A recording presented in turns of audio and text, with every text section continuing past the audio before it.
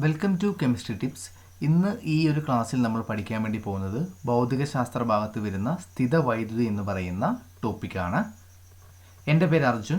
എല്ലാവർക്കും chemistry tips എഡ്യൂക്കേഷൻ്റെ പുതിയൊരു വീഡിയോയിലേക്ക് സ്വാഗതം. നമ്മൾ വൈദ്യുതിയെക്കുറിച്ച് പറയുമ്പോൾ നമ്മൾ ആറ്റത്തിൻ്റെ ലെവലിൽ നിന്നാണ് നമ്മൾ എന്താക്കുന്നത് ഈ ഒരു ക്ലാസ് നമ്മൾ തുടങ്ങുന്നത്. ഇവിടെ നോക്കാം, ആറ്റത്തിലെ കണങ്ങൾ നമുക്ക് പ്രധാനമായിട്ടും പഠിക്കാനുള്ളത് 3 ഫണ്ടമെൻ്റൽ ആയിട്ടുള്ള പാർട്ടിക്കിളിനെയാണ് നമ്മൾ എന്താക്കുന്നത് പഠിക്കാൻ വേണ്ടി പോകുന്നത്. ആറ്റത്തിലെ പ്രധാനപ്പെട്ട കണങ്ങളാണെന്ത്? Electron, proton, neutron. ഇലക്ട്രോണിൻ്റെ ചാർജ് എന്താണ്? നെഗറ്റീവ് ചാർജാണ് ഇലക്ട്രോണിനുള്ളത്. പ്രോട്ടോണിൻ്റെ ചാർജ് പോസിറ്റീവാണ്. ന്യൂട്രോണിൻ്റെ ചാർജ് എന്താണ്? ചാർജ് ഇല്ല, അല്ലേ? ന്യൂട്രോൺ എന്തില്ല? ചാർജ് ഇല്ല. ഓക്കെ, ഇവിടെ നമ്മൾ നോക്കുകയാണെങ്കിൽ ഏതൊരു ആറ്റത്തിലും ഇലക്ട്രോണുകളുടെയും പ്രോട്ടോണുകളുടെയും എണ്ണം എന്താണ്? തുല്യമാണ്. അതുകൊണ്ട് തന്നെ പ്രോട്ടോണുകളുടെയും ഇലക്ട്രോണുകളുടെയും തുല്യമാണെന്ന് വെച്ച് കഴിഞ്ഞാൽ എന്താണ്?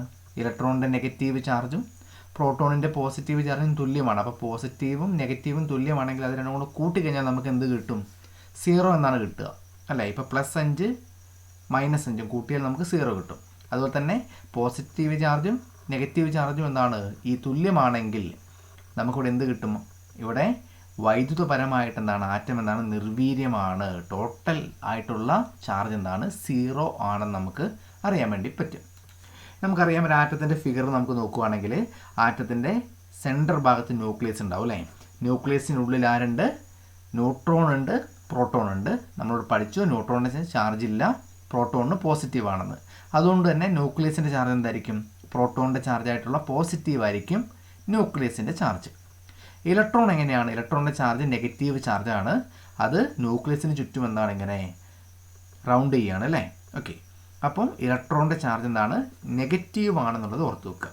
ഇപ്പോൾ നമ്മൾ ഈ വൈദ്യുതി അതിനെക്കുറിച്ചൊക്കെ നമ്മൾ പഠിക്കുമ്പോൾ, അല്ലെങ്കിൽ ചാർജിനെ കുറിച്ചൊക്കെ നമ്മൾ പഠിക്കുമ്പോൾ നമുക്ക് ഏറ്റവും ഇമ്പോർട്ടൻ്റ് ആയിട്ട് വരുന്ന ഫണ്ടമെൻ്റൽ ആയിട്ടുള്ള പാർട്ടിക്കിൾ എന്ന് പറയുന്നത് ഏതാണ്? ഇലക്ട്രോൺ ആണ്. ഓക്കെ, ഫണ്ടമെൻ്റൽ ആയിട്ടുള്ള പാർട്ടിക്കിൾ എന്ന് പറയുന്നത് ഏതാണ്? ഇലക്ട്രോൺ ആണ് നമ്മൾ എന്താക്കുന്നത് വൈദ്യുതപരമായിട്ട് പറയുന്ന ഏറ്റവും ഇമ്പോർട്ടൻ്റ് ആയിട്ടുള്ള പാർട്ടിക്കിൾ. ഓക്കെ, ഇനി നമുക്ക് നോക്കാം എന്താണ് ചാർജ് എന്നുള്ളത് നോക്കാം. ഇലക്ട്രോണിനെ സ്വീകരിക്കുന്നത് വഴിയും വിട്ടുകൊടുക്കുന്നത് വഴിയും വസ്തുക്കൾക്ക് ചാർജ് ലഭിക്കുന്നു. നമ്മൾ പറഞ്ഞു ഒരു ആറ്റത്തിലെ പ്രധാനപ്പെട്ട ഇമ്പോർട്ടൻ്റ് ആയിട്ടുള്ളൊരു ഫണ്ടമെൻ്റൽ ആയിട്ടുള്ള കണമാണെന്ത്? ഇലക്ട്രോൺ എന്ന് പറയുന്നത്. ഇലക്ട്രോണിൻ്റെ ചാർജ് നെഗറ്റീവ് ആണ് എന്ന് നമ്മൾ പറഞ്ഞു. ഇലക്ട്രോണിൻ്റെ ചാർജ് എന്താണ്? നെഗറ്റീവ് ആണെന്ന് പറഞ്ഞു.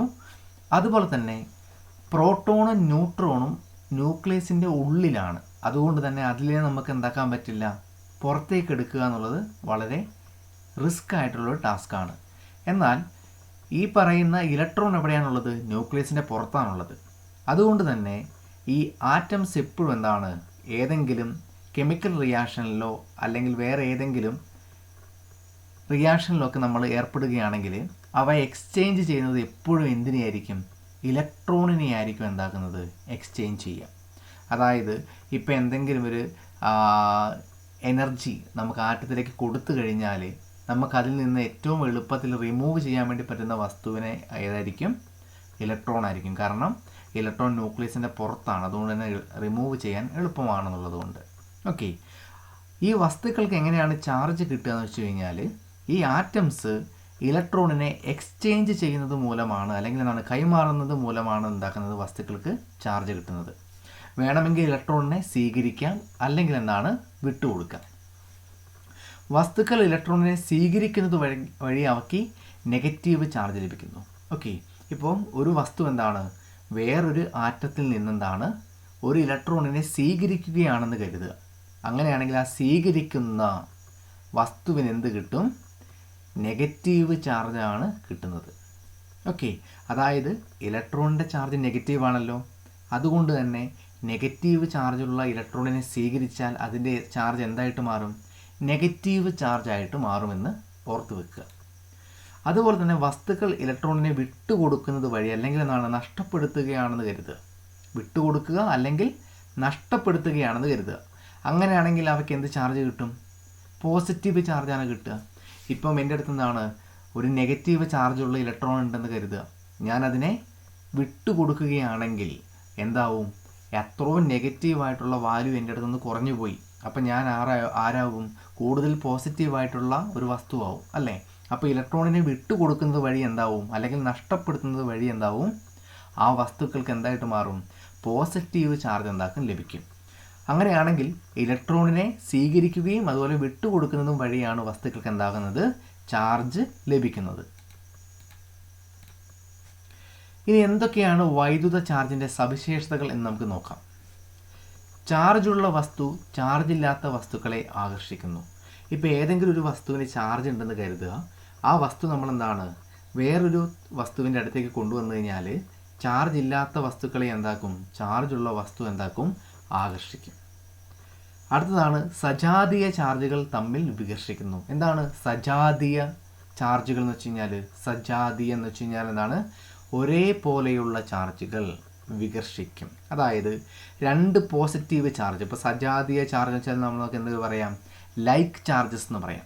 ഒരേപോലെയുള്ള ചാർജുകൾ, പോസിറ്റീവ് ചാർജും എന്താകും? വികർഷിക്കും. അതുപോലെ നെഗറ്റീവ് ചാർജും എന്താക്കും?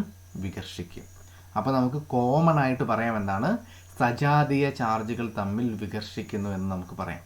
ഓക്കെ, പോസിറ്റീവ് ചാർജും എന്താണ്? ഒരിക്കലും അടുത്ത് വരില്ല, അത് രണ്ടും എന്താക്കും? വികർഷിക്കും. അതുപോലെ നെഗറ്റീവ് ചാർജും അടുത്ത് വരില്ല, കാരണം എന്താണ്? അത് രണ്ടും എന്താക്കും? വികർഷിക്കും. ഓക്കെ, പക്ഷേ വിജാതീയ ചാർജുകൾ തമ്മിൽ എന്താണ്? ആകർഷിക്കുന്നു.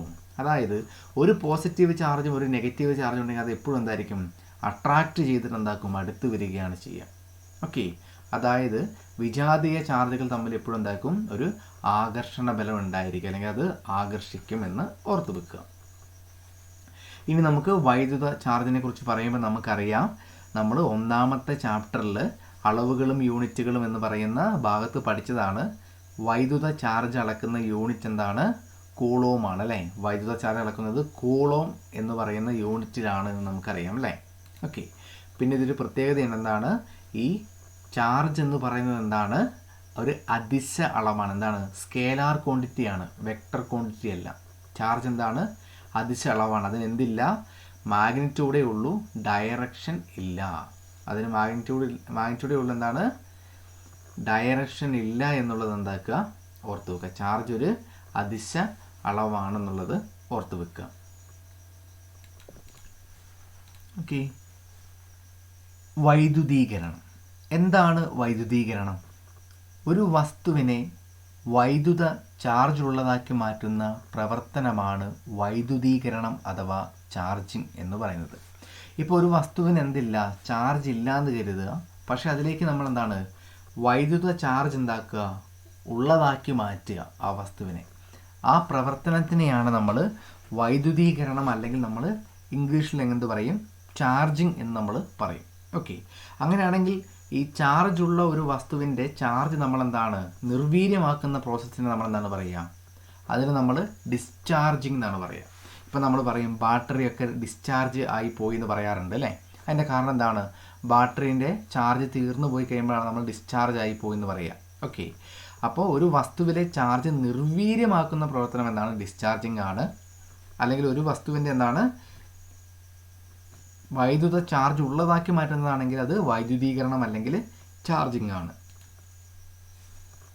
ഇനി നമുക്ക് ഈ ടോപ്പിക്കിലെ പ്രധാനപ്പെട്ട ഭാഗമാണെന്ത്? സ്ഥിത വൈദ്യുതി എന്ന് പറയുന്നത്, അല്ലെങ്കിൽ സ്റ്റാറ്റിക് ഇലക്ട്രിസിറ്റി എന്ന് പറയുന്നത് അല്ലേ?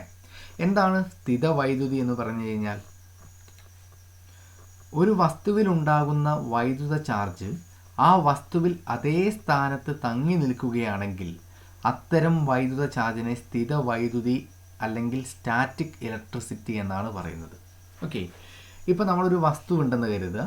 അതിൽ നമ്മളെന്താണ്? ഒരു വൈദ്യുത ചാർജ് ഉണ്ടെങ്കിൽ അതേ സ്ഥാനത്ത്, ആ വൈദ്യുത ചാർജ് എവിടെയാണോ ഉണ്ടായത് അതേ സ്ഥാനത്ത് തന്നെ എന്താണ്? ആ വൈദ്യുത ചാർജ് എന്താക്കുകയാണ്? കുറച്ച് നേരത്തേക്ക് തങ്ങി നിൽക്കുകയാണെന്ന് കരുതുക. അത്തരം വൈദ്യുത ചാർജിനെയാണ് നമ്മൾ എന്താക്കുന്നത്? സ്ഥിത വൈദ്യുതി എന്ന് നമ്മൾ എന്താക്കുന്നത്? പറയുന്നത്. ഓക്കെ, അല്ലെങ്കിൽ സ്റ്റാറ്റിക് ഇലക്ട്രിസിറ്റി എന്ന് പറയുന്നത്. ഓക്കെ, അപ്പോൾ ഈ സ്റ്റാറ്റിക് ഇലക്ട്രിസിറ്റി എന്ന് പറഞ്ഞു കഴിഞ്ഞാൽ എന്താവില്ല? ഏത് വസ്തുവിലാണോ ചാർജ് ഉണ്ടായത് അതിൻ്റെ പൊസിഷൻ ഒരിക്കലും പിന്നെന്താക്കില്ല? മാറില്ല. ആ ചാർജിന് മൂവ്മെൻറ്റ് ഉണ്ടാവില്ല. ഓക്കെ, എന്നാൽ മൂവ്മെൻ്റ് ഉള്ള വൈദ്യുതി ഉണ്ട്, അല്ലെങ്കിൽ ചാർജ് ഉണ്ട്. അതിന് നമ്മൾ സാധാരണ എന്താ പറയുക? ഡൈനാമിക് എന്നാണ് പറയുക. ഡൈനാമിക് ഇലക്ട്രിസിറ്റി എന്നാണ് നമ്മൾ, അല്ലെങ്കിൽ ഇലക്ട്രോ ഡൈനാമിക് എന്നൊക്കെയാണ് നമ്മൾ എന്താക്കുന്നത് പറയുന്നത്. ഓക്കെ, ഈ സ്ഥിത വൈദ്യുതിയെക്കുറിച്ച് പഠിക്കുന്ന പഠനശാഖേനെയാണ് നമ്മൾ എന്ത് പറയുന്നത്, സ്റ്റാറ്റിക് ഇലക്ട്രിസിറ്റി എന്നൊക്കെ നമ്മൾ എന്താക്കുന്നത്, അല്ലെങ്കിൽ ഇലക്ട്രോ സ്റ്റാറ്റിക്സ് എന്നൊക്കെ നമ്മൾ എന്താക്കുന്നത് പറയുന്നത്. ഈ സ്ഥിത വൈദ്യുതിയെക്കുറിച്ച് പഠിക്കുന്ന പഠനശാഖയാണെന്ത്, ഇലക്ട്രോ സ്റ്റാറ്റിക്സ് എന്ന് പറയുന്നത്. ഓക്കെ, കാരണം ഇവിടെ ചാർജുകൾ എന്തിനാണ്, അതേ സ്ഥാനത്ത് തങ്ങി നിൽക്കുകയാണെന്ന് നമ്മൾ പറഞ്ഞു അല്ലേ. അതാണ് അതേ സ്ഥാനത്ത് തങ്ങി നിൽക്കുക എന്ന് വെച്ചാൽ എന്താണ്, ചാർജ് എന്താണ്, റെസ്റ്റിലാണ്. അപ്പോൾ റെസ്റ്റിലുള്ള ചാർജുകളെക്കുറിച്ച് പഠിക്കുന്ന പഠനം ഏതാണ്, ഇലക്ട്രോ സ്റ്റാറ്റിക്സ് ആണ്. അപ്പം സ്ഥിത വൈദ്യുതിയെക്കുറിച്ചുള്ള പഠനമാണെന്ത്, ഇലക്ട്രോ സ്റ്റാറ്റിക്സ് എന്നുള്ളത് ഓർത്തു വെക്കുക. ഓക്കെ, ഇനി ഉരസലിലൂടെ എങ്ങനെയാണ് സ്ഥിത വൈദ്യുതി ഉണ്ടാവുന്നതെന്ന് നമുക്ക് നോക്കാം.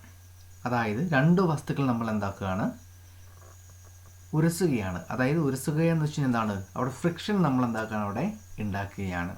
അങ്ങനെയാണെങ്കിൽ എങ്ങനെയാണ് സ്ഥിത വൈദ്യുതി ഫ്രിക്ഷനിലൂടെ ഡെവലപ്പ് ചെയ്യുന്നത് നമുക്ക് നോക്കാം.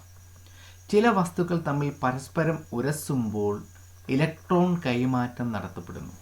ഓക്കെ, അപ്പോൾ നമ്മൾ ചില വസ്തുക്കൾ പരസ്പരം ഉരസുമ്പോൾ എന്താക്കും, ഇലക്ട്രോൺ വേണമെങ്കിൽ രണ്ട് വസ്തുക്കളാണ് നമ്മൾ ഉരസുന്നത്. അപ്പോൾ ഒരു വസ്തുവിൽ നിന്ന് ഇലക്ട്രോൺ ചിലപ്പോൾ മറ്റൊരു വസ്തുവിലേക്ക് എന്താക്കാം, കൈമാറാം. ഒരു വസ്തു വേണമെങ്കിൽ ഇലക്ട്രോണിനെ സ്വീകരിക്കാം അല്ലേ. ചില വസ്തുക്കൾ പരസ്പരം ഉരസുമ്പോൾ അവയ്ക്ക് മറ്റു വസ്തുക്കളെ ആകർഷിക്കാൻ കഴിയുന്നുണ്ട് അല്ലേ. ഇത് നമ്മൾ പഠിച്ചിട്ടുണ്ട് അല്ലേ. കാരണം വെച്ചാൽ ഒരു പ്ലാസ്റ്റിക്കിൻ്റെ സ്കെയിൽ എടുത്ത് നമ്മുടെ കയ്യിൽ ഇങ്ങനെ ഉരച്ചതിന് ശേഷം എന്താണ്, കടലാസ് കഷ്ണങ്ങളിലേക്ക് കാണിച്ച് ആ കടലാസ് കഷ്ണം എന്താവും, സ്കെയിൽ ഒട്ടിപ്പിടിക്കാറുണ്ട് അല്ലേ. അപ്പോൾ ചില വസ്തുക്കൾ എന്താണ്, പരസ്പരം ഉരസിക്കഴിഞ്ഞാൽ അവയ്ക്ക് മറ്റു വസ്തുക്കളെ എന്താക്കാൻ വേണ്ടി പറ്റും, ആകർഷിക്കാൻ വേണ്ടി കഴിയും. അതുപോലെ തന്നെയോ ഉരസലിലൂടെ വസ്തുവിലുണ്ടാകുന്ന വൈദ്യുത ചാർജ് ആ വസ്തുവിൽ അതേ സ്ഥാനത്ത് എന്താക്കും, തങ്ങി നിൽക്കും. പക്ഷേ ഇവിടെ ഒരു പ്രത്യേകതയുണ്ട്.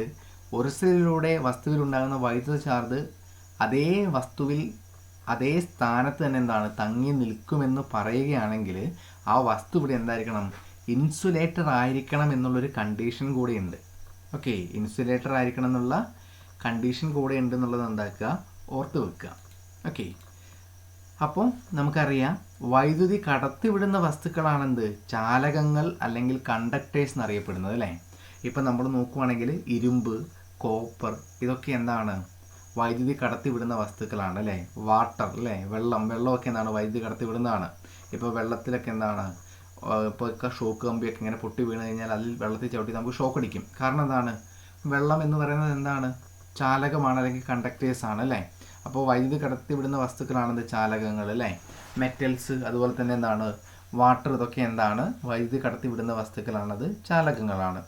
ഓക്കെ, വൈദ്യുതി കടത്തിവിടാത്ത വസ്തുക്കളെയാണ് നമ്മൾ എന്താ പറയുക, ഇൻസുലേറ്ററുകൾ എന്നൊക്കെ നമ്മൾ പറയുന്നത്. എന്താ പറയുക, ഇൻസുലേറ്റർ എന്നൊക്കെ നമ്മൾ പറയുക അല്ലേ. എന്തെങ്കിലും ഒരു ഭാഗത്തിനെ വേർതിരിച്ച് വെക്കുക.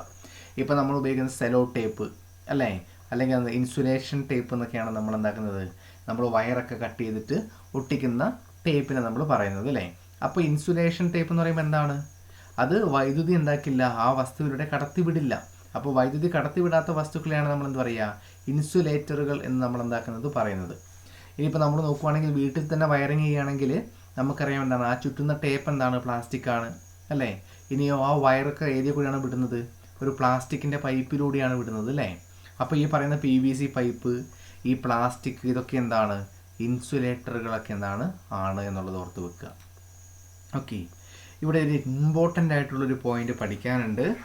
ഉരസൽ വഴി ലോഹങ്ങളിൽ വൈദ്യുത ചാർജ് ഉണ്ടാക്കാൻ കഴിയില്ല.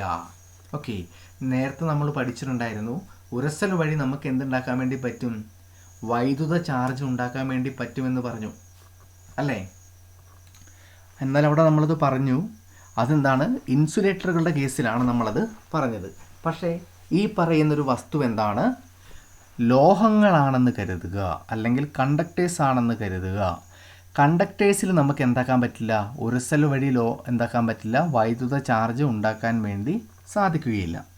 അതിനിപ്പോൾ എക്സാമ്പിളായിട്ട് പറയുകയാണെങ്കിൽ, ഇപ്പം നമ്മളൊരു സ്കെയിൽ എടുത്തിട്ട് നമ്മുടെ മേത്തുരച്ചതിന് ശേഷം എന്താണ്, ആ സ്കെയിൽ ഒരു കടലാസ് കഷ്ണത്തിലേക്ക് കാണിച്ചാൽ ചിലപ്പോൾ ആ കടലാസ് എന്താവും, അതിൽ ഒട്ടിപ്പിടിക്കും അല്ലേ. കാരണം വെച്ച് കഴിഞ്ഞാൽ ഈ പറയുന്ന സ്കെയിലിന് ഒരു വൈദ്യുത ചാർജ് കിട്ടും. ആ വൈദ്യുത ചാർജ് സ്കെയിലിൽ തന്നെ തങ്ങി നിൽക്കുന്നത് കൊണ്ടാണ് അങ്ങനെ സംഭവിക്കുന്നത്.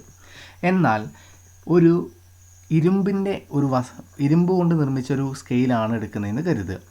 അത് നമ്മളെന്താണ് ശരീരത്തിൽ ഉരസുമ്പോൾ ഈ പറയുന്നത് പോലെ തന്നെ ഇരുമ്പിനും എന്തുണ്ടാവും?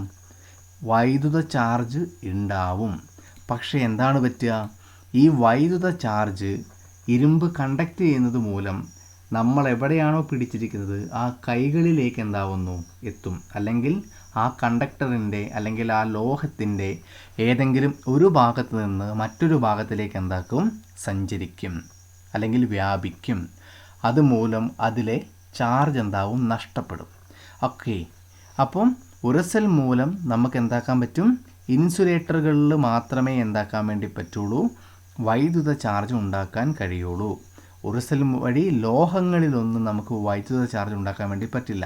കാരണം വെച്ച് കഴിഞ്ഞാൽ ഈ ലോഹപ്രതലം വൈദ്യുതീകരിക്കപ്പെടുന്നുണ്ടെങ്കിലും അത് ചാലകമായതിനാൽ എന്താക്കും? ചാർജ് മറ്റു ഭാഗങ്ങളിലേക്ക് തന്നെ വ്യാപിച്ച് പോകും.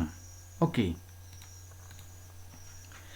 ഇനി നമുക്ക് നോക്കുകയാണെങ്കിൽ കുറച്ച് എക്സാമ്പിളുകളുണ്ട് അല്ലേ. ഇപ്പം നമ്മൾ നോക്കുകയാണെങ്കിൽ ഈ നേരത്തെ പറഞ്ഞ എന്താണ്, ഓപ്പോസിറ്റ് ചാർജൊക്കെ ആണെങ്കിൽ അല്ലെങ്കിൽ വിജാതീയ ചാർജുകളാണെങ്കിൽ അത് അട്രാക്റ്റ് ചെയ്യുമെന്നും സജാതീയ ചാർജുകളാണെങ്കിൽ അത്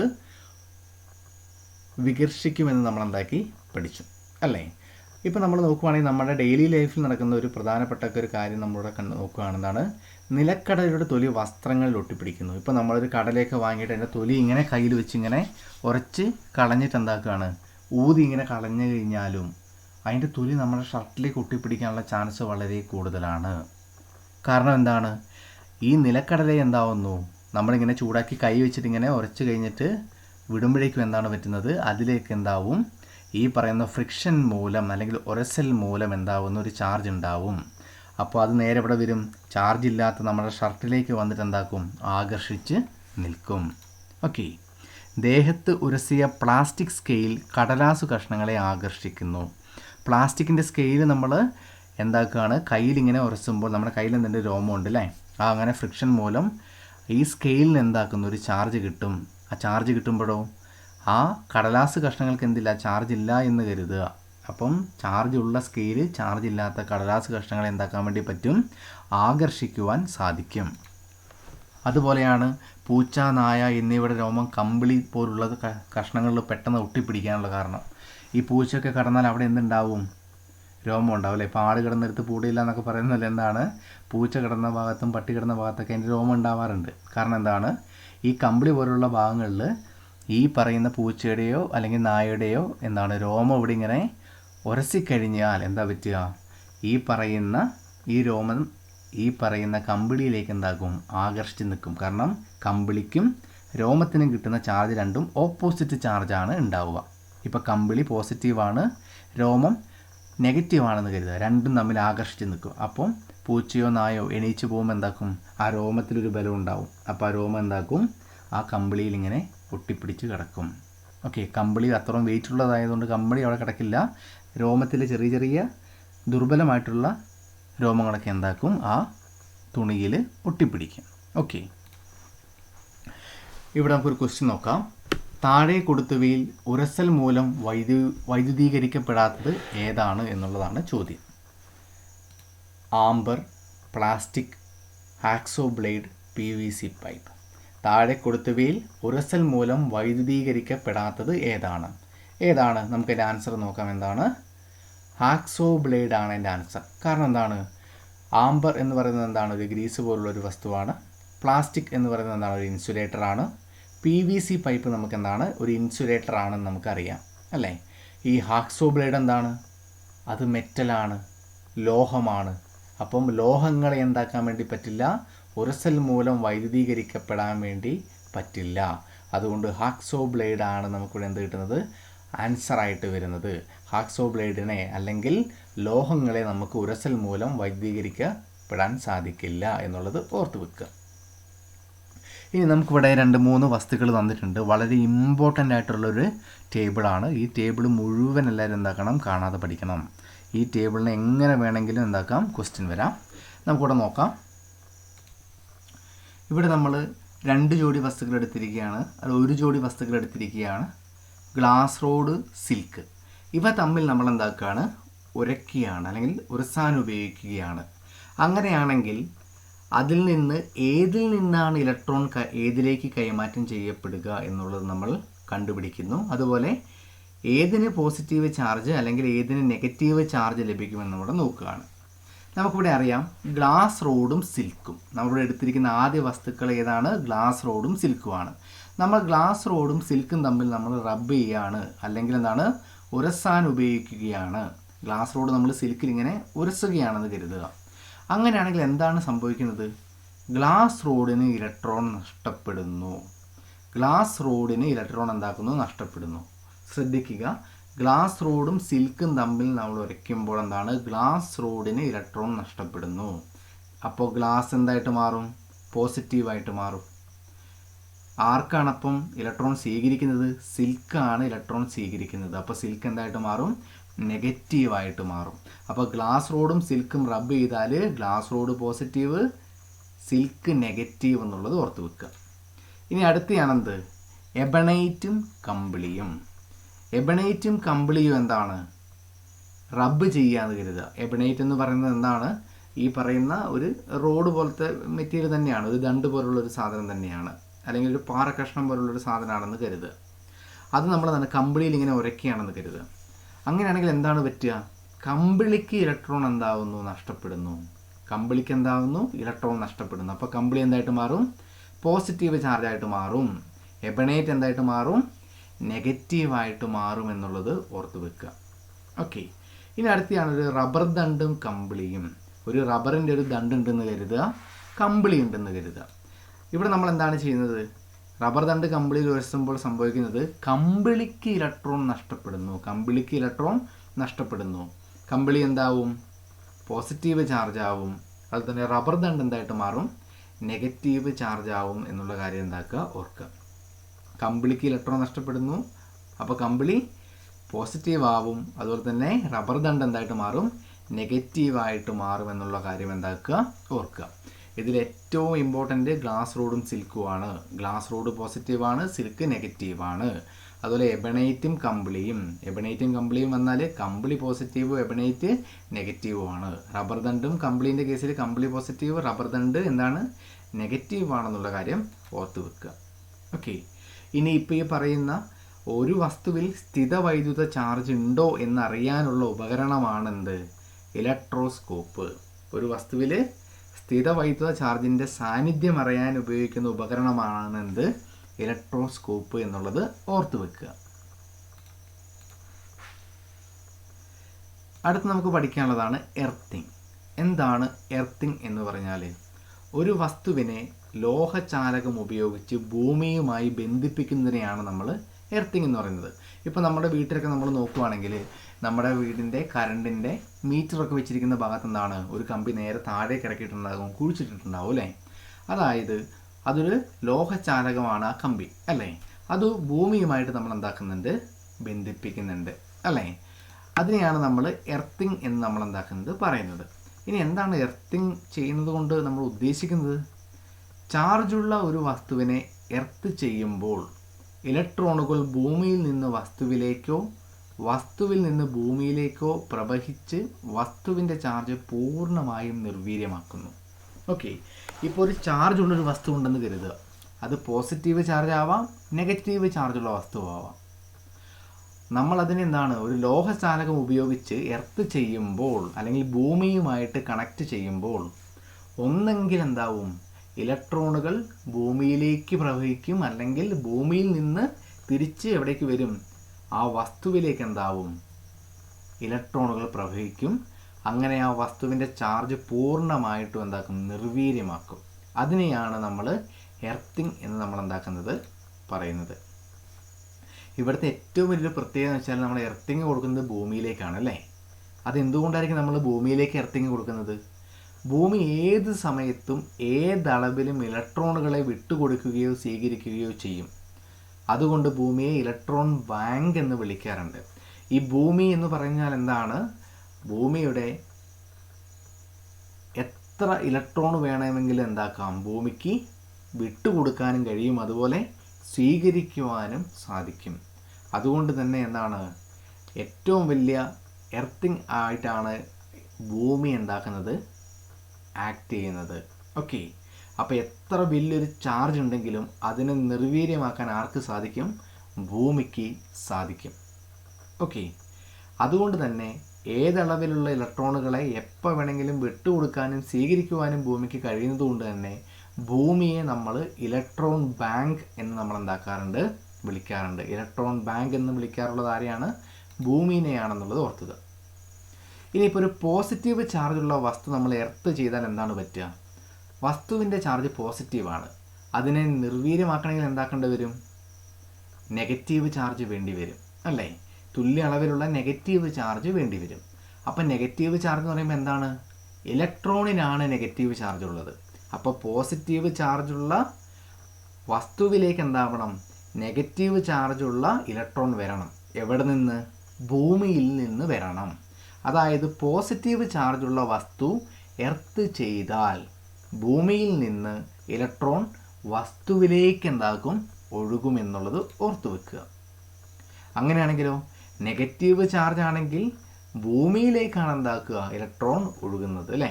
കാരണം നമ്മളിവിടെ നോക്കുവാണെങ്കിൽ ഒരു നെഗറ്റീവ് ചാർജുള്ള വസ്തുവാണെന്ന് കരുതുക. ഓക്കെ, അപ്പോൾ അതിനെ നിർവീര്യമാക്കണമെങ്കിൽ എന്താക്കണം? പോസിറ്റീവ് ചാർജുള്ളൊരു വസ്തു വേണം, അല്ലേ? അപ്പം ഇവിടെ ചെയ്യാൻ പറ്റുന്നൊരു മാർഗം എന്താണ്? ഈ പറയുന്ന ഇലക്ട്രോൺ അവിടെയുള്ള നെഗറ്റീവ് മൊത്തം എന്താക്കുക? ഇലക്ട്രോൺ മുഴുവൻ ഇവിടേക്ക് പോവുക, ഭൂമിയിലേക്ക് പോവുക. അപ്പോൾ പിന്നെ മൊത്തം ഇലക്ട്രോണും പോയി കഴിഞ്ഞാൽ പിന്നെ എന്താണ് പറ്റുക? അവിടെ ചാർജ് ഇല്ല. ഓക്കെ, അപ്പോൾ ഇത് ഓർത്ത് വെക്കുക. പോസിറ്റീവ് ചാർജുള്ള വസ്തു എർത്ത് ചെയ്താൽ ഭൂമിയിൽ നിന്ന് വസ്തുവിലേക്ക് ഇലക്ട്രോൺ പോകുമെന്നുള്ളത് ഓർക്കുക. നെഗറ്റീവ് ചാർജുള്ള വസ്തുവാണ് നമ്മൾ എർത്ത് ചെയ്തതെങ്കിൽ ഭൂമിയിലേക്കാണ് എന്താക്കുന്നത്? വസ്തുവിൽ നിന്ന് ഭൂമിയിലേക്കാണ് ഇലക്ട്രോൺ എന്താക്കുന്നത്? മൂവ് ചെയ്യുക എന്നുള്ളത് എന്താക്കുക? ഓർത്ത് വെക്കുക. ഓക്കെ, ഇനി അടുത്തതാണ് സമ്പർക്കം വഴിയുള്ള ചാർജിങ്. എന്താ സമ്പർക്കം വഴിയുള്ള ചാർജിങ് എന്ന് വെച്ച് കഴിഞ്ഞാൽ രണ്ട് വസ്തുക്കൾ കോണ്ടാക്റ്റിൽ വരിക, അല്ലെങ്കിൽ എന്താണ്, ടച്ച് ചെയ്തിരിക്കുക. അതിനെയാണ് സമ്പർക്കം വഴിയുള്ള ചാർജിങ് എന്ന് പറയുന്നത്. ഒരു വസ്തുവിൻ്റെ സമ്പർക്കം മൂലം മറ്റൊരു വസ്തുവിന് ചാർജ് ലഭിക്കുന്നതിനെ സമ്പർക്കം വഴിയുള്ള ചാർജിങ് എന്നാണ് പറയുന്നത്. സമ്പർക്കം വഴി ചാർജ് ചെയ്തു കഴിഞ്ഞാൽ രണ്ട് വസ്തുക്കൾക്കും ഒരേ ഇനം ചാർജ് തന്നെയാണ് ഉണ്ടാവുക, അല്ലേ? ഇപ്പോൾ നമുക്കറിയാം, ഒരു പോസിറ്റീവ് ചാർജുള്ള, ഇപ്പോൾ നമ്മുടെ വീടിൻ്റെ കറണ്ടിൻ്റെ പ്ലഗ് ഉണ്ടെന്ന് കരുതുക. ആ പോസിറ്റീവ് ഭാഗത്തുള്ള പ്ലഗിൽ ഞാൻ പോയി കൈയിട്ട് കഴിഞ്ഞാൽ എനിക്ക് എന്താവും? ഷോക്ക് അടിക്കും, അല്ലേ? കാരണം എന്താണ്? ആ പോസിറ്റീവ് ചാർജ് എൻ്റെ കയ്യിലൂടെ കയറി ഭൂമിയിലേക്ക് പോകും, അല്ലേ? അപ്പോൾ ഇവിടെ എന്താണ് ചിന്തിക്കേണ്ടത്? ഏതെങ്കിലും രണ്ട് വസ്തുക്കൾ കോണ്ടാക്റ്റിലിരുന്നാൽ അല്ലെങ്കിൽ സമ്പർക്കത്തിലിരുന്നാൽ രണ്ട് വസ്തുക്കളിലും ഉണ്ടാവുന്ന ചാർജ് എന്തായിരിക്കും? ഒരേ ചാർജ് ആയിരിക്കും ഉണ്ടാവുക. ഓക്കെ, അപ്പോൾ രണ്ട് വസ്തുക്കളും ടച്ച് ചെയ്തിരുന്നു കഴിഞ്ഞാൽ രണ്ട് വസ്തുവിലും ഉണ്ടാവുന്ന ചാർജുകൾ എന്തായിരിക്കും? ഒരേ ചാർജ് തന്നെ. ഇപ്പം പോസിറ്റീവ് ചാർജുള്ളൊരു വസ്തു കൊണ്ടുപോയിട്ട് വേറൊരു ചാർജ് ഇല്ലാത്ത വസ്തുവിൽ കൊണ്ടുപോയി മുട്ടിച്ചാൽ രണ്ട് വസ്തുവിന് എന്ത് കിട്ടും? പോസിറ്റീവ് ചാർജ് കിട്ടും. ഇനി നെഗറ്റീവ് ചാർജുള്ളൊരു വസ്തു കൊണ്ടുപോയിട്ട് ചാർജ് ഇല്ലാത്തൊരു വസ്തുവിനെ കൊണ്ട് മുട്ടിച്ചാൽ രണ്ട് വസ്തു എന്തായിട്ട് മാറും? നെഗറ്റീവ് ചാർജുള്ള വസ്തുവായിട്ട് തന്നെ മാറും. അപ്പോൾ നമ്മൾ സമ്പർക്കം വഴിയുള്ള ചാർജിങ്ങിൽ ഏതാണോ നമ്മൾ എടുക്കുന്ന ചാർജ് അതേ ചാർജ് തന്നെയാണെന്താണ് രണ്ട് വസ്തുക്കൾക്ക് ഉണ്ടാവുക എന്നുള്ളത് ഓർക്കുക. ഓക്കെ, അടുത്തതാണ് സ്ഥിത വൈദ്യുത പ്രേരണം. ഇവിടെ നമ്മൾ വൈദ്യുതി എങ്ങനെയാണ് ഡെവലപ്പ് ചെയ്യുന്നത്? പ്രേരണം വഴിയാണ്. ഇവിടുത്തെ പ്രധാന പ്രത്യേകത എന്ന് വെച്ച് കഴിഞ്ഞാൽ ഇവിടെ ഒരിക്കലും നമ്മൾ നേരത്തെ കണ്ടക്ഷനിൽ പഠിച്ച പോലെ രണ്ട് ബോഡികളും തമ്മിൽ ബോഡി ടച്ചിങ് ഉണ്ടാവില്ല, കോണ്ടാക്റ്റ് ഉണ്ടാവില്ല. ഓക്കെ, ഒരു ബോഡി മറ്റൊരു ബോഡിയുടെ അല്ലെങ്കിൽ ഒരു വസ്തു മറ്റൊരു വസ്തുവിൻ്റെ എന്താണ്? അയൽപ്പക്കത്തേക്ക് നേരെ വന്ന് നിൽക്കുകയുള്ളൂ, അല്ലെങ്കിൽ തൊട്ടടുത്ത് വന്ന് നിൽക്കുകയുള്ളൂ, അല്ലെങ്കിൽ നൈബർഹുഡിലേക്ക് വന്ന് നിൽക്കുകയുള്ളൂ. ഓക്കെ, ചാർജ് ചെയ്ത ഒരു വസ്തുവിൻ്റെ സാന്നിധ്യം മൂലം മറ്റൊരു വസ്തുവിൽ നടക്കുന്ന ചാർജുകളുടെ പുനഃക്രമീകരണത്തെ സ്ഥിത വൈദ്യുത പ്രേരണം എന്നാണ് പറയുന്നത്. അല്ലെങ്കിൽ നമുക്ക് പറയാം, ഒരു ചാർജ് ഉള്ള വസ്തു ഒരു ചാർജ് ഇല്ലാത്ത വസ്തുവിൻ്റെ നൈബർഹുഡിൽ അല്ലെങ്കിൽ തൊട്ടടുത്ത് വരികയാണെങ്കിൽ ആ ചാർജ് ഇല്ലാത്ത വസ്തുവിൽ എന്താക്കും? നമ്മൾ അവിടെ കൊണ്ടുവച്ചിട്ടുള്ള ചാർജുള്ള വസ്തുവിലുള്ള ചാർജിൻ്റെ ഓപ്പോസിറ്റ് ചാർജ് എന്താക്കും, ഡെവലപ്പ് ചെയ്യുമെന്ന് നമുക്ക് പറയാൻ വേണ്ടി പറ്റും. അതായത് പ്രേരണം വഴി നമുക്ക് എന്താണ്, ചാർജ് ചെയ്ത് കഴിഞ്ഞാൽ രണ്ട് വസ്തുക്കൾക്കും വിപരീത ചാർജാണ് ഉണ്ടാവുക. ഓക്കെ, അപ്പോൾ ഒരു പോസിറ്റീവ് ചാർജ് എടുത്തിട്ട് നമ്മളെന്താണ് ഒരു ചാർജ് ഇല്ലാത്തൊരു വസ്തുവിൻ്റെ അടുത്ത് ഇങ്ങനെ തട്ടിക്കാതെ ഇങ്ങനെ ചേർത്ത് വെക്കുക എന്ന് കരുതുക. അപ്പോൾ എന്താ പറ്റുക, ചാർജ് ഇല്ലാത്ത വസ്തുവിൽ നെഗറ്റീവ് ചാർജ് എന്താക്കും, രൂപം കൊള്ളും. അതിനെയാണ് നമ്മൾ സ്ഥിത വൈദ്യുത പ്രേരണം എന്ന് നമ്മൾ പറയുന്നത്. നേരത്തെ നമ്മൾ പഠിച്ചു എന്താണ്, ഇലക്ട്രോസ്കോപ്പിനെ കുറിച്ച് അല്ലേ. കാരണം സ്ഥിത വൈദ്യുത ചാർജിനെ ഡിറ്റക്റ്റ് ചെയ്യാൻ ഉപയോഗിക്കുന്ന ഉപകരണമാണ് ഇലക്ട്രോസ്കോപ്പ്. അപ്പോൾ നമ്മൾ ഒരു ഇലക്ട്രോസ്കോപ്പിനെ പ്രേരണം വഴി ഏറെ നേരം നിലനിൽക്കത്തക്ക രീതിയിൽ ചാർജ് ചെയ്താൽ അതിൽ രൂപപ്പെടുന്നത് ചാർജ് ചെയ്യാൻ ഉപയോഗിച്ച വസ്തുവിൻ്റെ വിപരീത ചാർജ് ആയിരിക്കും. അപ്പോൾ ഒരു ഇലക്ട്രോസ്കോപ്പിന് നമ്മൾ എന്താക്കുകയാണ്, ഏറെ നേരം എന്താണ് അതിൽ ചാർജ് നിൽക്കുന്ന രീതിയിൽ നമ്മൾ ചാർജ് ചെയ്യുക എന്ന് കരുതുക. അങ്ങനെയാണെങ്കിൽ അതിൽ രൂപപ്പെട്ട ചാർജ് എന്ന് പറഞ്ഞാൽ എങ്ങനെയായിരിക്കും, ഏത് ചാർജ് ഉപയോഗിച്ചിട്ടാണ് നമ്മൾ ചാർജ് ചെയ്യുന്നത് അതിൻ്റെ ഓപ്പോസിറ്റ് ചാർജ് ആയിരിക്കും ഇലക്ട്രോസ്കോപ്പിൽ രൂപപ്പെടുക എന്നുള്ളത് ഓർക്കുക. ഇനി അടുത്ത് നമുക്ക് പഠിക്കാനുള്ള പ്രധാനപ്പെട്ട ഒരു ഡിവൈസാണെന്ത്, കപ്പാസിറ്റർ. എന്താണ് കപ്പാസിറ്റർ എന്ന് പറയുന്നത്? വൈദ്യുത ചാർജിനെ സംഭരിച്ചു വെക്കാൻ കഴിയുന്ന സംവിധാനത്തെ കപ്പാസിറ്റർ എന്നാണ് പറയുന്നത്. അപ്പോൾ നമ്മൾ വൈദ്യുത ചാർജിനെ സംഭരിച്ചു വെക്കാൻ കഴിയുന്ന ഒരു സംവിധാനമാണെന്ത്, കപ്പാസിറ്റർ എന്ന് പറയുന്നത്. പ്ലേറ്റുകൾക്ക് നിശ്ചിത പരപ്പളവുള്ള ഒരു കപ്പാസിറ്ററിന് വൈദ്യുതി സംഭരിക്കാനുള്ള ശേഷി വർദ്ധിപ്പിക്കാൻ പ്ലേറ്റുകൾക്കിടയിൽ അനുയോജ്യമായ ഇൻസുലേറ്ററുകൾ ഉപയോഗിക്കാറുണ്ട്. ഇത്തരം ഇൻസുലേറ്ററുകളെ ഡൈ ഇലക്ട്രിക് എന്നാണ് നമ്മൾ വിളിക്കാറുള്ളത്. നമുക്കിവിടെ നോക്കാം കപ്പാസിറ്റർ എങ്ങനെയാണെന്ന് നമുക്ക് നോക്കാം. ഇതൊക്കെയാണ് നമ്മൾ സാധാരണ കാണുന്ന കപ്പാസിറ്റർ അല്ലേ.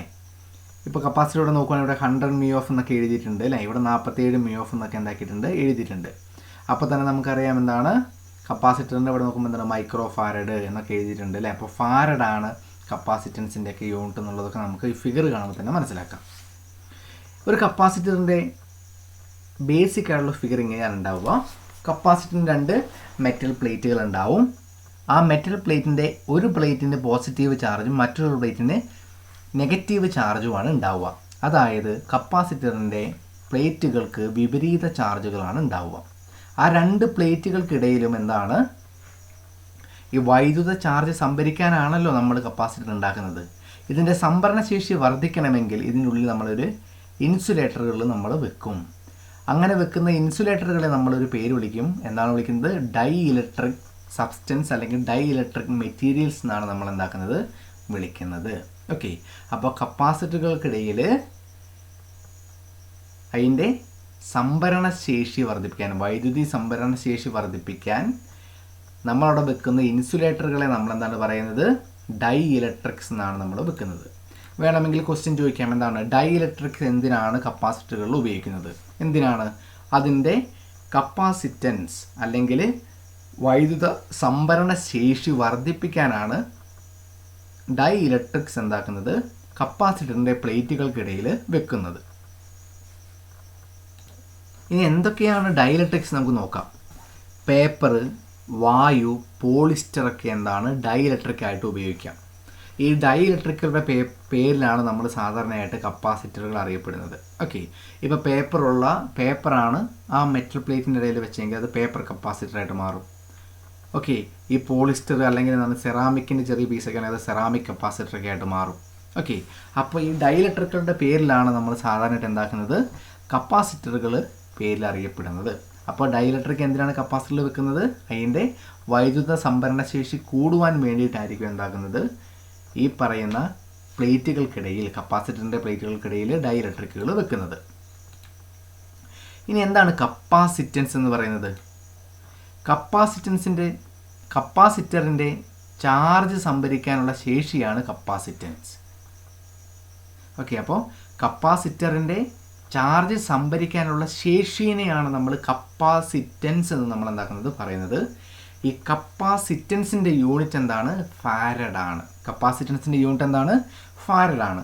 നേരത്തെ നമ്മൾ ഇലക്ട്രിക് ചാർജിൻ്റെ യൂണിറ്റ് പഠിച്ചു, അതെന്താണ്, കൂളോമാണ്. എന്നാൽ കപ്പാസിറ്ററിൻ്റെ ചാർജ് സംഭരിക്കാനുള്ള ശേഷി കപ്പാസിറ്റൻസ് ആണ്, അതിൻ്റെ യൂണിറ്റ് എന്താണ്, ഫാരഡ് ആണെന്നുള്ളത് ഓർത്ത് വെക്കുക. ഇനി 1μF എന്ന് പറയുന്നത് എന്താണ്? മൈക്രോ ഫാരഡ് ആണ്. അപ്പോൾ ഒരു മൈക്രോ ഫാരഡ് എന്ന് പറയുമ്പോൾ എത്രയായിരിക്കും? മൈക്രോ എന്നൊക്കെ ഉള്ളത് നമ്മൾ പഠിച്ചു തരുന്നത് എത്രയാണ്? 10⁻⁻⁶ ഫാരഡ് ആണ് ഒരു മൈക്രോ ഫാരഡ് എന്ന് പറയുന്നത്. അതുപോലെ ഒരു പൈക്കോ ഫാരഡ് അല്ലെങ്കിൽ ഒരു പീക്കോ ഫാരഡ് എന്നൊക്കെ പറയുന്നത് എത്രയാണ്? 10⁻⁻12 ഫാരഡ് ആണ് ഒരു പൈക്കോ ഫാരഡ് അല്ലെങ്കിൽ പീക്കോ ഫാരഡ് എന്ന് പറയുന്നത്. ഇനി എങ്ങനെയാണ് വൈദ്യുത ചാർജിൻ്റെ വിതരണം നടക്കുന്നത് നമുക്ക് നോക്കാം. എന്താണ് വൈദ്യുത ചാർജിൻ്റെ വിതരണം എന്ന് പറയുന്നത്?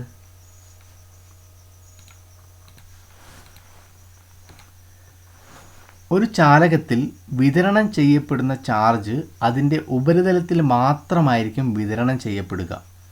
കൂർത്ത അഗ്രഭാഗങ്ങളിൽ ചാർജിൻ്റെ അളവ് കൂടുതലായിരിക്കും. അതായത് നമ്മളൊരു ചാലകത്തിലേക്ക് അല്ലെങ്കിൽ ഒരു കണ്ടക്ടറിലേക്ക് നമ്മളെന്താണ് ചാർജ് നമ്മൾ സപ്ലൈ ചെയ്യുകയാണെന്ന് കരുതുക. അങ്ങനെയാണെങ്കിൽ ഒരിക്കലും ആ കണ്ടക്ടറിൻ്റെ ഉൾഭാഗത്ത് എന്തുണ്ടാവില്ല? വൈദ്യുത ചാർജ് ഉണ്ടാവുകയില്ല. ഓക്കെ, അപ്പോൾ ഒരു ചാലകത്തിലേക്ക് അല്ലെങ്കിൽ ഒരു കണ്ടക്ടറിലേക്ക് നമ്മൾ ചാർജ് സപ്ലൈ ചെയ്താൽ ആ ചാർജ് എവിടെ മാത്രമേ ഉണ്ടാവുള്ളൂ? ആ ചാലകത്തിൻ്റെ ഉപരിതലത്തിൽ മാത്രമേ ഉണ്ടാവുള്ളൂ. അതിൻ്റെ ഉൾഭാഗത്ത് എന്തുണ്ടാവില്ല? വൈദ്യുത ചാർജ് ഉണ്ടാവില്ല. അവിടെ വൈദ്യുത ചാർജ് 0 ആയിരിക്കും.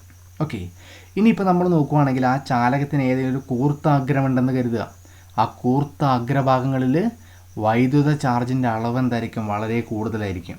ഓക്കെ, ഇപ്പം നമ്മളിവിടെ നോക്കുകയാണെങ്കിൽ എന്താണ്, ഇപ്പം നമ്മൾ ഈ ഫ്യൂസൊക്കെ നമ്മളിങ്ങനെ കിട്ടുന്ന കാണുകയാണെങ്കിൽ ഇപ്പോൾ അല്ലെങ്കിൽ പിന്നെ ഈ വൈദ്യുത ചാർജൊക്കെ ഉപയോഗിച്ച് കട്ട് ചെയ്യുന്ന മെഷീനൊക്കെ നോക്കുകയാണെങ്കിൽ എന്താണ്, അതിൻ്റെ അറ്റഭാഗം വളരെ കൂർത്തയായിരിക്കും. അതിൻ്റെ കാരണം എന്താണ്? അവിടെ ഹൈ പവർ ആയിരിക്കും ഉണ്ടാവുക. വൈദ്യുത ചാർജിൻ്റെ പവർ വളരെ കൂടുതലായിരിക്കും. ഇപ്പോൾ നമ്മൾ വെൽഡ് ചെയ്യുന്ന മെഷീനൊക്കെ കണ്ടിട്ടുണ്ട് അല്ലേ? വലിയ വോൾട്ടേജൊക്കെ ഉപയോഗിച്ച് വെൽഡ് ചെയ്യുന്ന മെഷീൻ. അപ്പോൾ അതിൽ നോക്കുകയാണെങ്കിൽ അറ്റം കൂർത്തതാണ്. കാരണം എന്താണ്? അവിടേക്ക് വരുന്ന വൈദ്യുത ചാർജിൻ്റെ അളവ് കൂടുതലായിരിക്കും. ഓക്കെ, അപ്പോൾ കൂർത്ത അഗ്രഭാഗങ്ങളുള്ള ഭാഗത്ത് എന്തായിരിക്കും? വൈദ്യുത ചാർജിൻ്റെ അളവ് കൂടുതലായിരിക്കും എന്നുള്ളത് ഓർത്ത് വെക്കുക. അതുമാത്രമല്ല, ഒരു കണ്ടക്ടർ അല്ലെങ്കിൽ ഒരു ലോഹം അല്ലേ, കണ്ടക്ടർ എന്ന് പറയുമ്പോൾ എന്താണ്? ചാലകമാണ്. അതൊരു ലോഹമാവാൻ വേണമെങ്കിൽ അല്ലേ, അങ്ങനെയുള്ള ഏതെങ്കിലും ഒരു കണ്ടക്ടറിൻ്റെ എന്താണ് ഉപരിതലത്തിൽ മാത്രമേ എപ്പോഴും എന്തുണ്ടാവുള്ളൂ? ചാർജ് ഉണ്ടാവുള്ളൂ. ഉൾഭാഗത്തേക്ക് ഒരിക്കലും ചാർജ് ഉണ്ടാവില്ല എന്നുള്ളത് ഓർത്ത് വെക്കുക. ഇവിടെ ഒരു ഏറ്റവും വലിയൊരു ഇമ്പോർട്ടൻ്റ് ആയിട്ടുള്ള ഒരു ആപ്ലിക്കേഷൻ ഉണ്ട് ഇതിൻ്റെ. കാരണം വെച്ചാൽ നമ്മളിവിടെ മിന്നൽ രക്ഷാ ചാലകം നമ്മൾ കണ്ടിട്ടുണ്ട് അല്ലേ? എങ്ങനെയായിരിക്കും? ഒരു കുടക്കമ്പി പോലെ ഇങ്ങനെ മുകളിലേക്ക് ഇങ്ങനെ വെച്ചിട്ടുള്ള ചെറിയ ചെറിയ സാധനങ്ങൾ അല്ലേ? അതിൻ്റെ അഗ്രഭാഗം വളരെ കൂർത്തതായിരിക്കും. കാരണം എന്തായിരിക്കും? മിന്നൽ രക്ഷാ ചാലകത്തിൻ്റെ അഗ്രം വളരെ കൂർത്തതായിരിക്കാനുള്ള കാരണം കൂർത്ത അഗ്രഭാഗങ്ങളിൽ ചാർജിൻ്റെ അളവ് കൂടുതലാവാനാണ്. കാരണം നമ്മുടെ വീടിനോ അല്ലെങ്കിൽ വലിയ ഫാക്ടറി പോലെ വലിയ ഫ്ലാറ്റിനൊക്കെ ഇങ്ങനെ എന്താണ് ഷോക്ക് ഏൽക്കാതിരിക്കാൻ അല്ലെങ്കിൽ മിന്നലേൽക്കാതിരിക്കാനാണ് എന്താക്കുന്നത് ഈ പറയുന്ന മിന്നൽ രക്ഷാ ചാലകം വെച്ചിരിക്കുന്നത്. അപ്പോൾ വലിയൊരു ചാർജ് എന്താണ് ഇടിമിന്നലിൻ്റെ സമയത്തൊക്കെ അവിടെ വന്നു കഴിഞ്ഞാൽ അതിന് ഓപ്പോസിറ്റുള്ള ചാർജ് എവിടെ വരും? ഈ കൂർത്ത അഗ്രഭാഗത്ത് വരും. അപ്പം ഇടിമിന്നലിലൂടെ വരുന്നത് വളരെ പവറുള്ള എന്തായിരിക്കും? കറണ്ടുകളായിരിക്കും ഉണ്ടാവുക, അല്ലെങ്കിൽ ചാർജാണ് രൂപപ്പെട്ട് വരിക. അപ്പോൾ അത്രയും ഇടിമിന്നലിലൂടെ വരുന്ന ചാർജിനെ പ്രതിരോധിക്കണമെങ്കിൽ എന്താക്കണം? കുറേ ചാർജ് എവിടെ വേണം? ഈ പറയുന്ന മിന്നൽ രക്ഷാ ചാലകത്തിൻ്റെ അറ്റഭാഗത്ത് വരണം. അങ്ങനെയാണെങ്കിൽ അവിടെ എന്താക്കണം? കൂടുതൽ അളവിൽ എന്ത് വേണം? ചാർജ് വേണം. അപ്പോൾ അതിൻ്റെ അഗ്രഭാഗം നമ്മൾ എന്താക്കി വെക്കും? കൂർത്തതായിട്ടാണ് നമ്മൾ വെക്കുന്നത്. ഓക്കെ, ഇനി എന്താണ് ഇടിയും മിന്നലും എന്ന് നമുക്ക് നോക്കാം. നമ്മൾ നോക്കുകയാണെങ്കിൽ എങ്ങനെയാണ് ഇടിയും മിന്നലും ഉണ്ടാവുക എന്നുള്ളതിൻ്റെ ബേസിക് ആയിട്ടുള്ള കൺസെപ്റ്റാണത്. കാരണം നമ്മൾക്കറിയാം ഈ മേഘങ്ങളുള്ള സമയത്താണ് എന്താകുന്നത്? ഇടിയും മിന്നലൊക്കെ ഉണ്ടാകുന്നത് നമുക്കറിയാം. ഈ മേഘങ്ങളുടെ കമ്പോണൻസ് എന്ന് പറയുന്നത് എപ്പോഴും എന്തായിരിക്കും? ഈ പറയുന്ന ദ്രാവകവും വാതകവുമായിട്ടുള്ള ഐസി ആയിട്ടുള്ള കുറച്ച് പാർട്ടിക്കിളൊക്കെ ആയിരിക്കും എന്താകുന്നത് മേഘങ്ങളുടെ കമ്പോണൻസ് എന്ന് പറയുന്നത്. ഇവ തമ്മിൽ എന്താണ്? പരസ്പരം ഇങ്ങനെ ഉരസിക്കൊണ്ടിരിക്കും. ഓക്കെ, അല്ലെങ്കിൽ എന്താണ് ഇങ്ങനെ ഫ്രിക്ഷനിൽ ഏർപ്പെട്ടുകൊണ്ടിരിക്കും. നമുക്കറിയാം ഫ്രിക്ഷൻ മൂലം അല്ലെങ്കിൽ ഉരസൽ മൂലം വസ്തുക്കൾക്ക് എന്ത് കിട്ടും? ചാർജ് കിട്ടുമെന്ന് നമുക്കറിയാമല്ലോ. അത് സ്ഥിത ചാർജ് ആയിരിക്കും അല്ലേ? അതെവിടേക്കും പോയില്ല, അവിടെ തന്നെ ഇങ്ങനെ നിൽക്കും അല്ലേ? ഇപ്പോൾ നമ്മൾ നോക്കുകയാണെങ്കിൽ നമ്മൾ കാണുന്നത് ഇങ്ങനെയാണ്. ഈ മേഘങ്ങളുടെ അപ്പർ എഡ്ജിൽ അല്ലെങ്കിൽ മുകൾ ഭാഗത്ത് എപ്പോഴും എന്താവും? പോസിറ്റീവ് ചാർജാണ് ഡെവലപ്പ് ചെയ്യുക. മേഘങ്ങളുടെ അപ്പർ ഭാഗത്ത് എപ്പോഴും എന്താണ്? പോസിറ്റീവ് ചാർജാണ് ഡെവലപ്പ് ചെയ്യുക. ഓക്കെ, അപ്പോൾ അത് എന്തുകൊണ്ടാണ് അങ്ങനെ പോസിറ്റീവ് ചാർജ് ഡെവലപ്പ് ചെയ്യുന്നത് വെച്ച് കഴിഞ്ഞാൽ ആ മേഘങ്ങളുടെ മുകൾ ഭാഗത്ത് എന്താണ്? പോസിറ്റീവ് ചാർജാണ് പൊതുവേ കണ്ടുവരാറ്. അതിന് വേറൊരു കാര്യം കൂടെയുണ്ട്. നമ്മൾ അയണോസ്ഫിയറിൻ്റെയൊക്കെ കാര്യം എന്താണ് സാന്നിധ്യം മൂലം എന്താക്കാറുണ്ട്, മേഘങ്ങളിൽ എന്തുണ്ട്, പോസിറ്റീവ് ചാർജുകൾ ഡെവലപ്പ് ചെയ്യാറുണ്ട്. അങ്ങനെയാണെങ്കിൽ മുകളിൽ പോസിറ്റീവ് ആണെങ്കിൽ മേഘങ്ങളുടെ അടിഭാഗത്തുള്ള ഭാഗത്ത് എന്തായിരിക്കും, നെഗറ്റീവ് ചാർജാണ് എന്താവുന്നത്, ഡെവലപ്പ് ചെയ്യുന്നത്. ഓക്കെ, ഇനി വളരെ കാറ്റുകളുള്ള സമയത്ത് അല്ലെങ്കിൽ എന്താകുന്നു, ഈ പറയുന്ന ചാർജുകൾ പരസ്പരം എന്താകുന്നു, മേഘങ്ങൾ കൂട്ടിയിടിക്കുമ്പോൾ എന്താകുന്നു, ഇൻ്ററാക്റ്റ് ചെയ്യുന്നത് മൂലം വളരെ വലിയൊരു വോൾട്ടേജ് എന്താക്കുന്നു, ഭൂമിയിലേക്ക് എന്താകുന്നു, പ്രവഹിക്കുന്നു. അല്ലെങ്കിൽ വളരെ ഒരു ചാർജ് എന്താക്കുന്നു, ഭൂമിയിലേക്ക് എന്താകുന്നു, പ്രവഹിക്കുന്നു. ഇതിനെയാണ് നമ്മൾ സാധാരണയായിട്ട് എന്താക്കുന്നത്, മിന്നൽ എന്ന് നമ്മൾ എന്താക്കുന്നത് പറയുന്നത്. ഇപ്പം നമ്മളിവിടെ നോക്കുകയാണെങ്കിൽ ഈ ആകാശത്തിലുള്ള മേഘങ്ങൾ എന്ന് പറയുമ്പോൾ എത്രയുണ്ടാവും, വളരെ അധികം എണ്ണം മേഘങ്ങളുണ്ട്. അപ്പം ആ ഓരോ മേഘങ്ങളിലെയും ചെറിയ ചെറിയ ചെറിയ ചെറിയ ഈ പറയുന്ന ചാർജുകൾ കൂട്ടിക്കഴിഞ്ഞാൽ വലിയൊരു ചാർജായിരിക്കും ഉണ്ടാവുക. അപ്പോൾ അത് വേറൊരു മേഘമൊക്കെ ആയിട്ട് ഇടിക്കുകയാണെങ്കിൽ എന്താക്കും, അത്രയും വലിയ ചാർജുകൾ തമ്മിലാണ് ഇൻ്ററാക്റ്റ് ചെയ്യുന്നത് അല്ലേ. അപ്പോൾ അവിടെ ആ ഇടിയുടെ ഫലമായിട്ട് ഉണ്ടാകുന്ന വൈദ്യുതി എന്ന് പറയുന്നത്, അല്ലെങ്കിൽ എന്താണ് ടോട്ടൽ ചാർജ് എന്ന് പറയുന്നത് എന്തായിരിക്കും, വളരെ വോൾട്ടേജ് കൂടിയ ചാർജായിരിക്കും. അത്രയും വലിയൊരു കറണ്ടായിരിക്കും ഉണ്ടാകുന്നത്. അതിനെയാണ് നമ്മൾ സാധാരണയായിട്ട് എന്താക്കുന്നത്, മിന്നൽ എന്ന് പറയുന്നത്. 2-3 ചാർജുകൾ വളരെ പെട്ടെന്ന് എന്താക്കുന്നു, ഇൻ്ററാക്റ്റ് ചെയ്യുന്ന സമയത്ത് അവിടെ എന്തുണ്ടാവും, ഹൈ വോൾട്ടേജ് ആണ് പ്രൊഡ്യൂസ് ചെയ്യുക. ആ വോൾട്ടേജ് പ്രൊഡ്യൂസ് ചെയ്യുമ്പോൾ അത് നമ്മൾ എന്താക്കുന്നു, ഒരു വെളിച്ചത്തിൻ്റെ രൂപത്തിൽ അത് കാണും. അത് കാരണം വെച്ചാൽ വെളിച്ചത്തിൻ്റെ രൂപത്തിൽ കാണാനുള്ള കാരണം ആ വായു എന്ന് പറയുന്നതാണ് ഇൻസുലേറ്റർ ആണ് അല്ലേ. ആ വായുവിനെ അതെന്താക്കും, അയണൈസ് ചെയ്യുന്നത് കൊണ്ടാണ് നമുക്ക് എന്താക്കുന്നത്, ഈ പറയുന്നതായി ഈ മിന്നൽ നമുക്ക് കാണാൻ വേണ്ടിയിട്ട് പറ്റുന്നത്. ഓക്കെ, അപ്പോൾ ഇതാണ് ഇടിയും മിന്നലിൻ്റെയും എന്താണ് പ്രധാന കാരണം. അപ്പോൾ ഓർത്ത് വെക്കുക, മേഘങ്ങളുടെ അപ്പർ എഡ്ജിൽ എപ്പോഴും പോസിറ്റീവ് ചാർജും ലോവർ എഡ്ജിൽ എപ്പോഴും എന്താണ്, നെഗറ്റീവ് ചാർജുമാണ് ഉണ്ടാവുക. ഇനി ഇത് തമ്മിൽ ഇൻട്രാക്ട് ചെയ്യുമ്പോൾ ഉണ്ടാകുന്ന മിന്നലിൽ എന്താണ് ഉണ്ടാവുക, പോസിറ്റീവ് ചാർജുകളാണ് ഉണ്ടാവുക എന്നുള്ളത് ഓർക്കുക. നമുക്കിവിടെ നോക്കാം. മേഘങ്ങളുടെ മുകളിലും താഴെയുമായി സ്വരൂപിക്കപ്പെടുന്ന 100 കണക്കിന് കൂളോം ചാർജ് ഇൻസുലേറ്ററായ വായുവിനെ വൈദ്യുതചാലകമാക്കാൻ പര്യാപ്തമാണ്. അപ്പോൾ എന്താണ്, ഇത്രയും വലിയ ചാർജ് അവിടെ നിൽക്കുകയാണെങ്കിൽ എന്താണ്, വായു നമ്മൾ നേരത്തെ പറഞ്ഞിട്ടുണ്ടായിരുന്നു, കപ്പാസിറ്ററിൻ്റെ കേസിൽ എന്താണ്, അത് ഇൻസുലേറ്ററാണ് എന്ന് നമ്മൾ പഠിച്ചിട്ടുണ്ടായിരുന്നു അല്ലേ. അതിനെ വൈദ്യുത ചാലകമാക്കാൻ വരെ എന്താണ്, അത് പര്യാപ്തമാണ്. കാരണം അത്രയും വലിയ ചാർജാണ് അവിടെ എന്താകുന്നത്, ഡെവലപ്പ് ചെയ്യുന്നത് മുകളിലും താഴെയും. അങ്ങനെയാണെങ്കിൽ ഈ 10,000 ആംപിയർ വൈദ്യുതി എന്താകുന്നു, ഈ പറയുന്ന ഈ മേഘങ്ങൾ തമ്മിൽ കൂട്ടിയിടിക്കുമ്പോൾ എന്താകുന്നു, 10,000 ആംപിയർ വൈദ്യുതി വായുവിലൂടെ എന്താക്കും, താഴേക്ക് പ്രവഹിക്കും. അങ്ങനെ പ്രവഹിക്കുമ്പോൾ ഉണ്ടാകുന്ന പ്രകാശമാണ് നമ്മൾ മിന്നലായിട്ട് നമ്മൾ എന്താക്കുന്നത്, കാണുന്നത്. അല്ലെങ്കിൽ നമുക്ക് പറയാം, അന്തരീക്ഷത്തിലെ ചാർജുള്ള മേഘങ്ങൾ തമ്മിലോ ചാർജുള്ള മേഘങ്ങളും ഭൂമിയും തമ്മിലോ ഉണ്ടാകുന്ന വൈദ്യുത ഡിസ്ചാർജ് ആണെന്ത്, മിന്നൽ. ഓക്കെ, വൈദ്യുത ഡിസ്ചാർജ് ആണെന്ത്, മിന്നൽ. അന്തരീക്ഷത്തിലെ ചാർജുള്ള മേഘങ്ങൾ തമ്മിലോ ചാർജുള്ള മേഘങ്ങളും ഭൂമിയും തമ്മിലോ ഉണ്ടാകുന്ന വൈദ്യുത ഡിസ്ചാർജ് ആണെന്ത്, മിന്നൽ എന്ന് പറയുന്നത്. ഓക്കെ,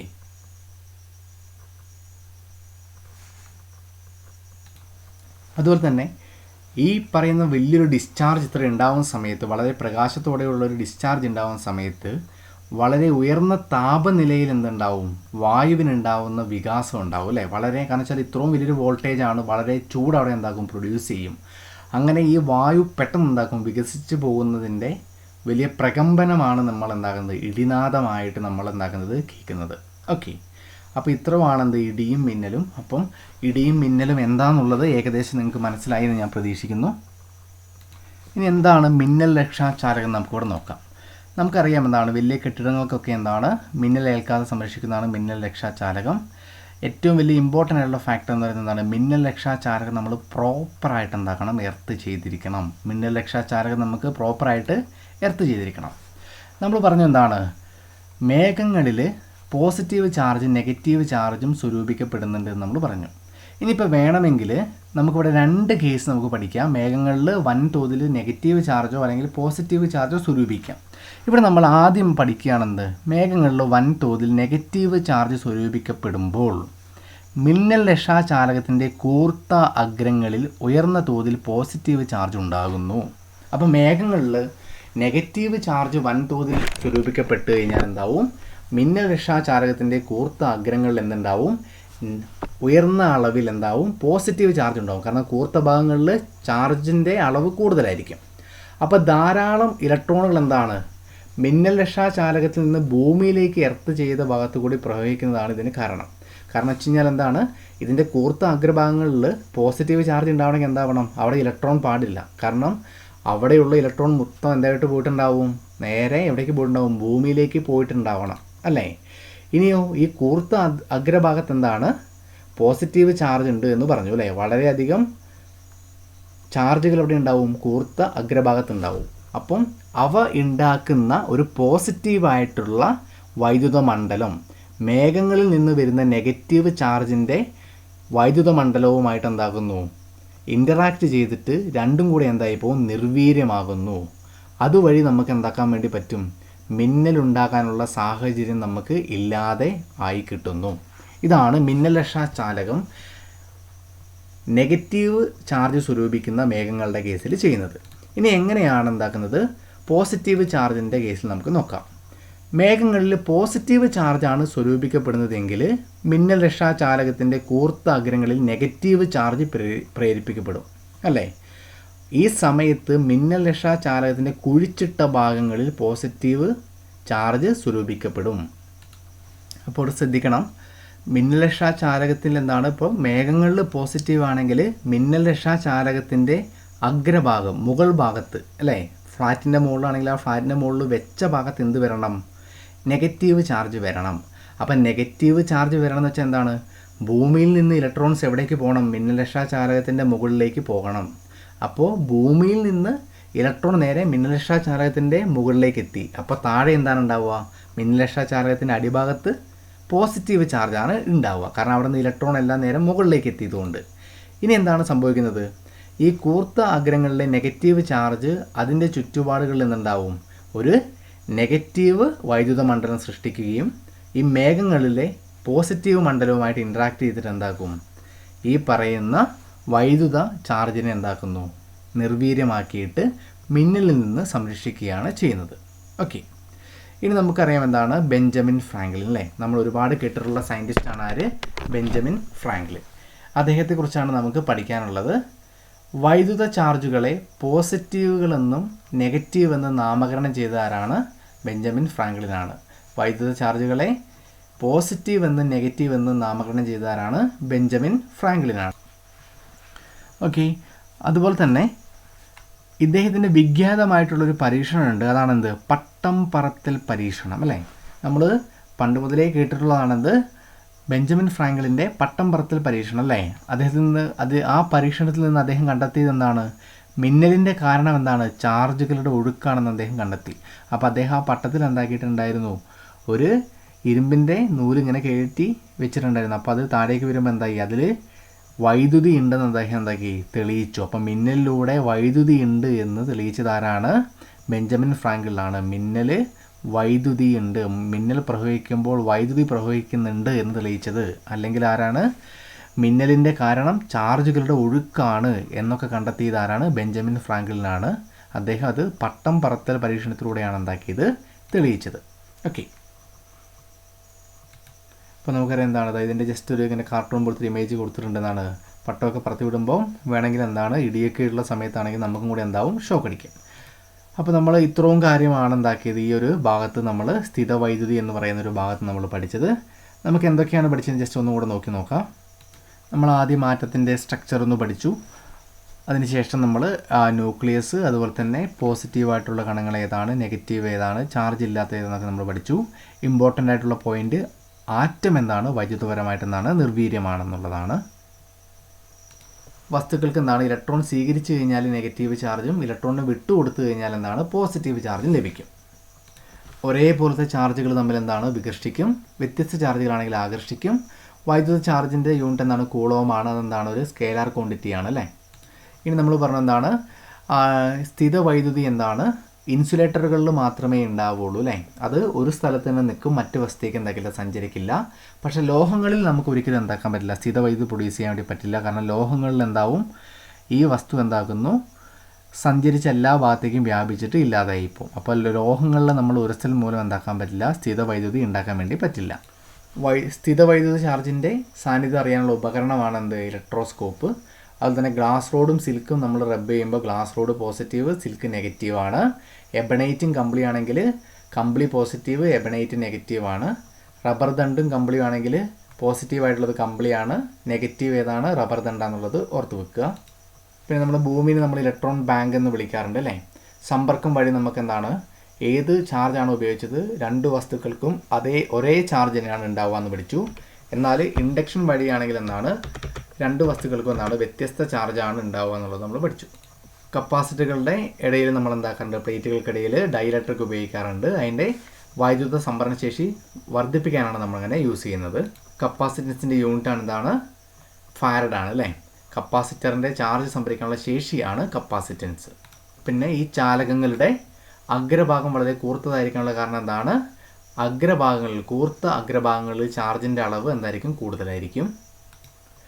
മേഘങ്ങളുടെ മുകളിലും താഴെയായിട്ടുണ്ടാകുന്ന വളരെ വലിയ കൂളോം ചാർജ് എന്താണ്, വായുവിനെ വൈദ്യുത ചാലകമാക്കിയിട്ട് ആ വൈദ്യുതി എന്താക്കുന്നുണ്ട്, ആ വായുവിലൂടെ പ്രവഹിക്കുമ്പോൾ വരുന്ന പ്രകാശമാണ് മിന്നൽ. അതുപോലെ തന്നെ ആ വലിയ ചാർജ് എന്താക്കുന്നുണ്ട്, ഈ വായുവിലൂടെ പ്രവഹിക്കുമ്പോൾ അവിടെ ഹീറ്റ് മൂലം, താപം മൂലം എന്താണ്, വായു വികസിക്കുമ്പോൾ നമ്മൾ കേൾക്കുന്ന പ്രകമ്പനമാണ് ഇടിനാദം എന്നുള്ളത് ഓർക്കുക. അതിനുശേഷം നമ്മൾ ബെഞ്ചമിൻ ഫ്രാങ്കലിൻ്റെ കേസിൽ പഠിച്ചു. വൈദ്യുത ചാർജുകളെ പോസിറ്റീവ് എന്ന് നെഗറ്റീവ് എന്ന് നാമകരണം ചെയ്തു. പിന്നെ അദ്ദേഹത്തിൻ്റെ പട്ടം പറത്തൽ പരീക്ഷണത്തിൽ നിന്നാണ് മിന്നലിൻ്റെ കാരണം ചാർജുകളുടെ ഒഴുക്കാണെന്ന് അദ്ദേഹം കണ്ടെത്തിയത് അല്ലേ. അപ്പോൾ ഇത്രയും കാര്യങ്ങളാണ് നമ്മൾ ഈ ഒരു ചാപ്റ്ററിൽ പഠിച്ചത്. എല്ലാവർക്കും എക്സാമിന് നല്ലൊരു വിജയം ഉണ്ടാവട്ടെ. Thank you.